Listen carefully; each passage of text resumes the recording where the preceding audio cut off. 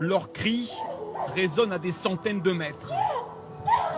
Dans cette région du centre de la Guinée, les chimpanzés sont près de 60 000.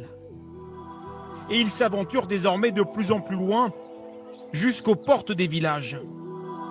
Au fil des ans, la cohabitation avec les habitants est devenue de plus en plus compliquée et parfois, les singes attaquent.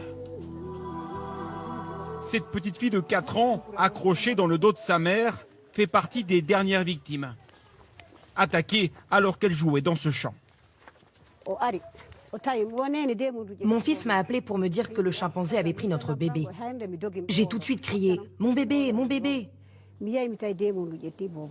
La bête l'a finalement relâché après l'avoir mordu et griffé au visage. Je ne sais pas exactement d'où est venu le chimpanzé, mais je l'ai pourchassé pour récupérer ma fille.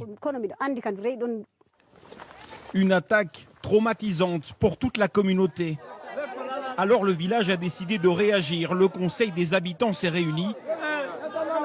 Et jusqu'à nouvel ordre, il a décidé de ne plus laisser sortir les enfants sans surveillance.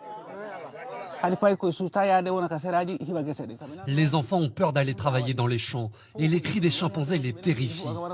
Quand on quitte le village, nous sommes obligés de les enfermer dans nos maisons. Nous sommes vraiment mal. Nos champs, nos animaux et nos enfants sont souvent attaqués. On ne met même plus les enfants à l'école. On est très inquiets. Mais si les chimpanzés attaquent, c'est parce que leur espace de vie se réduit. Les champs et les cultures grignotent toujours plus la forêt. Le déboisement s'intensifie, il réduit les habitats sauvages et les sources de nourriture pour les singes. Pour prévenir les conflits, des gardes forestiers se rendent régulièrement sur place. Leur mission, protéger les hommes, mais aussi les chimpanzés qui sont parfois illégalement abattus. C'est une espèce intégralement protégée. Une espèce intégralement protégée, on ne doit pas le tuer. Raison pour laquelle nous sommes là nuit et jour entre les populations et ces animaux-là. C'est pour éviter les attaques, les confrontations. Des confrontations notamment causées par ces fruits à coque qui poussent abondamment ici. Les chimpanzés en raffolent, mais les êtres humains aussi.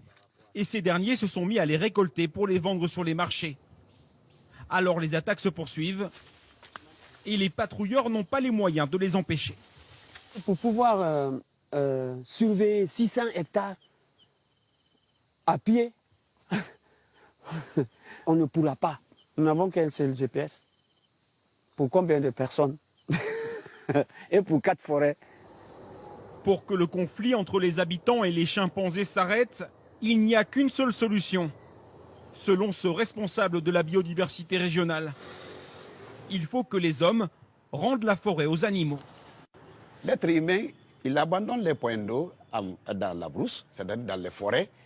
Il abandonne la commercialisation des fruits sauvages. Il abandonne l'exploitation illicite des bois qui constituent l'abri de ces espèces-là.